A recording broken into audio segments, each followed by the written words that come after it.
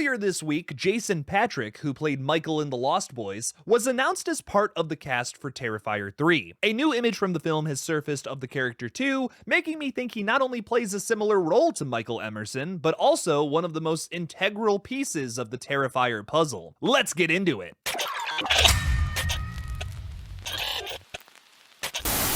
Hey everybody, welcome to the Killjoy Jake YouTube channel. Before we talk a little bit about my favorite clown, I want to thank the beautiful patrons that keep the wheels turning on this channel. Without your continued support, I wouldn't be able to make these disgusting updates here, and I greatly appreciate you all. Please consider signing up for my Patreon today by clicking on the link in the description below, or by pressing the join button on this page. Thank you to my supporters and channel members again. Now let's get into the theory. Jason Patric has just been announced as a cast member for Terrifier 3. He's best known for playing Michael Emerson in The Lost Boys, like I've already said, a focal character that story centers on. To boil down the story from them boys who art lost, basically Michael becomes friends with some vampires in California and begins transforming into one himself. Yikes, what a deconstruction of that movie. Well, at least that's all you really need to know about the flick to understand where I'm coming from with today's theory. Before we get into that though, let's cover some of the other T3 details that have just been released. Filming for the threequel just wrapped in New York alongside this announcement. We had recently heard that filming wrapped this past spring, but apparently more scenes needed to be shot this month, possibly pickups or scheduling conflicts. No plot details on Patric's character have been revealed yet, but we did receive this very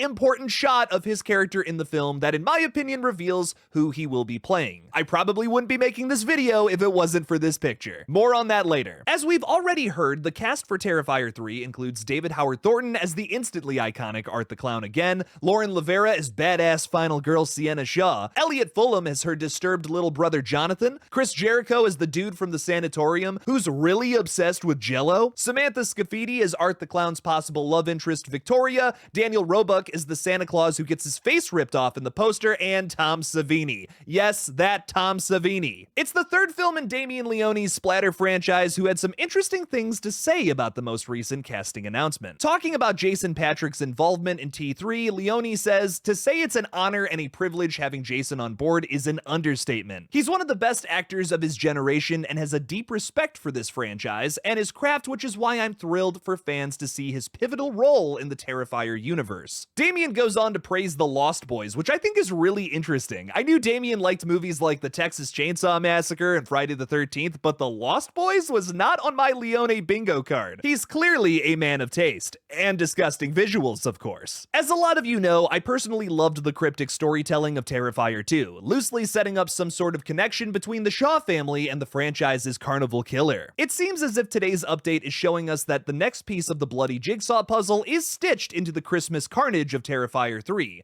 with this character specifically. In the photo of Jason Patric that was released via Cineverse and Bloody Disgusting, we can see drawings and sketches in the background of what seems to be bloody horror characters. This appears to be a flashback scene of Sienna's father, who, as we learned in Terrifier 2, was an artist. Jonathan possessing his sketchbook was a pivotal moment in the last film, as you'll recall. There's a possibility that Jason could be playing Greg, Sienna's uncle, who's married to her mom's sister, Jessica. But this photo doesn't really match the character's description. Uncle Greg is described as being the laid-back, cool uncle who's all American and fit. Sure, Michael definitely possesses some of those qualities, but why would this character be in a room full of creepy drawings? He also appears to be talking to a young little girl, as you'll see on the left side of the frame there. Could that be a young Sienna? Maybe this could be a touching moment between father and daughter where he reveals that one of his characters is based off of her, the Angel Demon Slayer. Let's also do a refresher on what we know about Sienna's father so far. Throughout the runtime of Terrifier 2, we got some hints towards the dad's alleged abuse towards his family members, but it all becomes clear once Brooke explains the extent of the story to her boyfriend later in the film. She tells dickless Jeff that Sienna's father started doing, quote,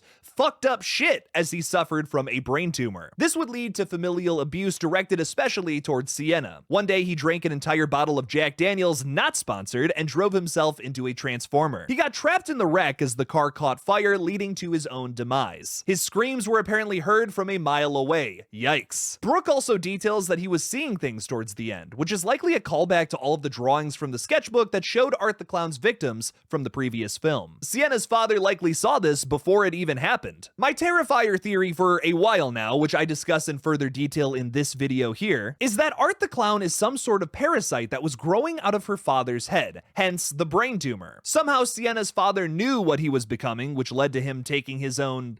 well, you know. More proof was thrown at this theory when the original ending to Terrifier 2 was discussed online by both Damien Leone and Chris Jericho during interviews and Reddit AMAs. What we learned from this was that Victoria wasn't originally going to birth Art the Clown's severed head. She was supposed to grow the character out of her brain, with Art finally busting out of her skull. This was unfortunately changed because James Wan's Malignant had a similar twist, and God, I hope I didn't just spoil that for anyone. Genuinely one of the best modern horror twists out there. If you haven't seen that flick yet, I worship at the Akela Cooper altar. So let's say this new shot from Terrifier 3 is a flashback of Sienna's father. What would they be showing us that would aid the overall story here? My guess is that we will actually flash back to the creation of Art the Clown, because if this theory is true, it still leaves the important question of where the hell did Art the Clown come from if he started growing within Sienna's father's head. I personally believe that Art the Clown is not only some sort of demonic virus, if the religious and visual subtexts of Terrifier 2 have any point to them,